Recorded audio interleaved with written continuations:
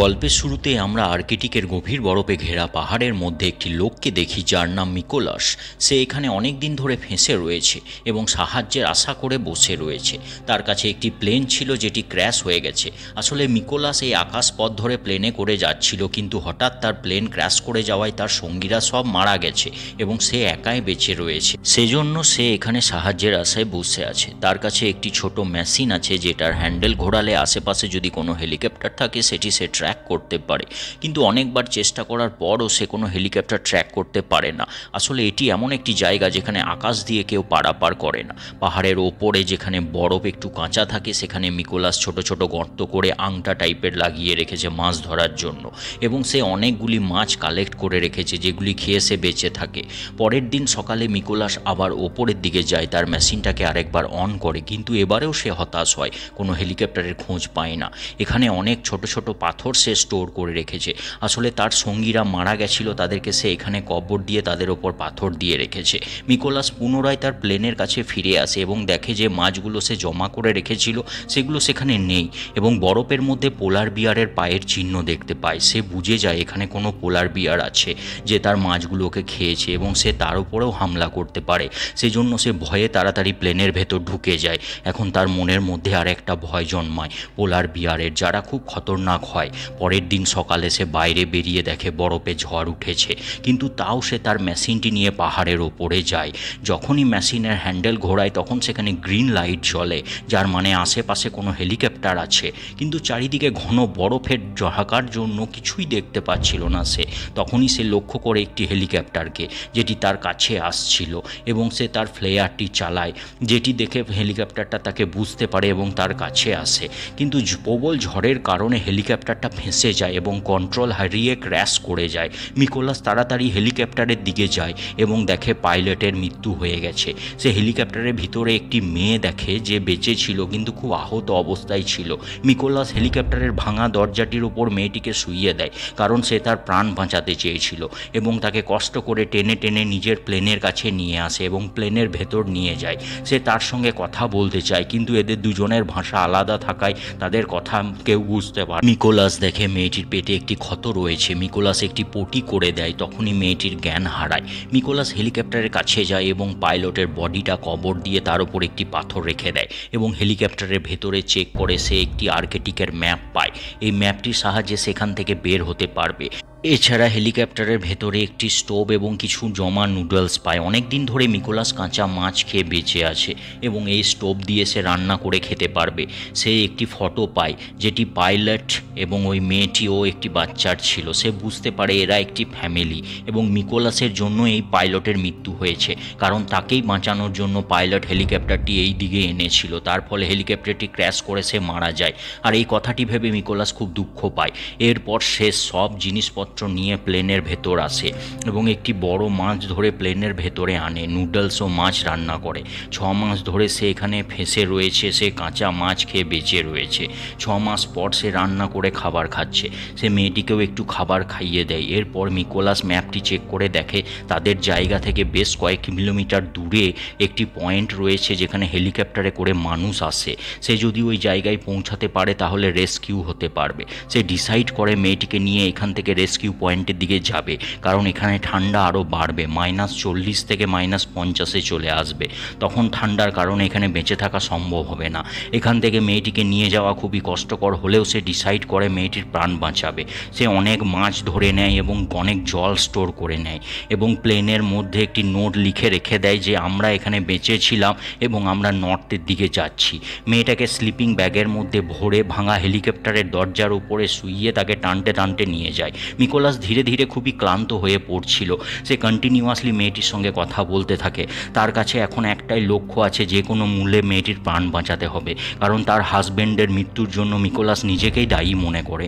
অনেক ঘন্টা এভাবে চলার পর মিকোলাস ম্যাপ চেক করে দেখে এখনও 45 কিলোমিটার তাকে চলতে হবে, যেটা পার করতে মোটামুটি 7 দিন সময় লেগে যাবে, কারণ বরফের মধ্যে স্পিড খুব কম হয়ে যায়। এছাড়া মিকোলাসের শরীর এখন অতটা ক্ষমতা নেই।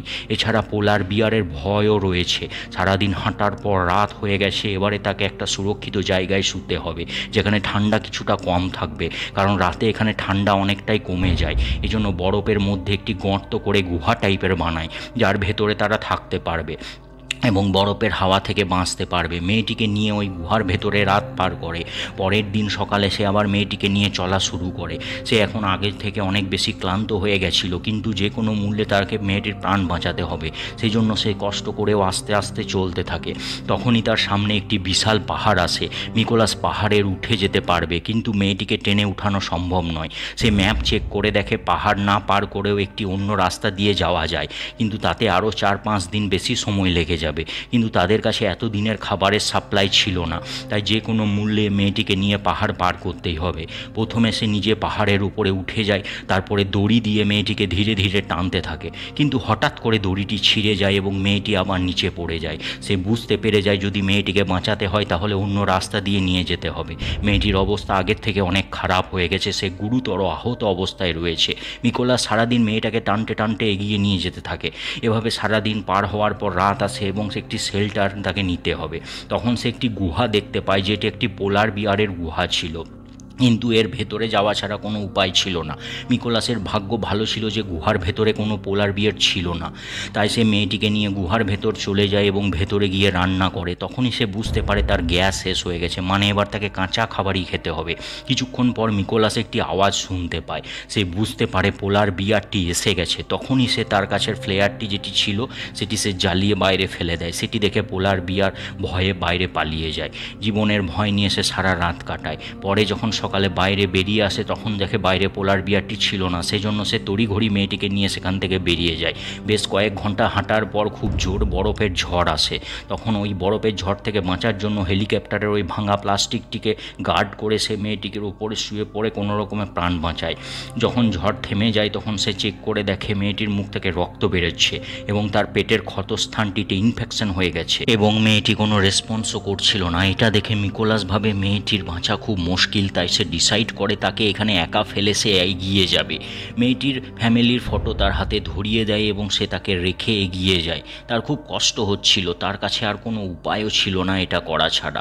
কিছু দূর যাওয়ার পরে হঠাৎ করে একটা গর্তে সে পড়ে যায় এবং তার পায়ের একটি হাড় ভেঙে যায়।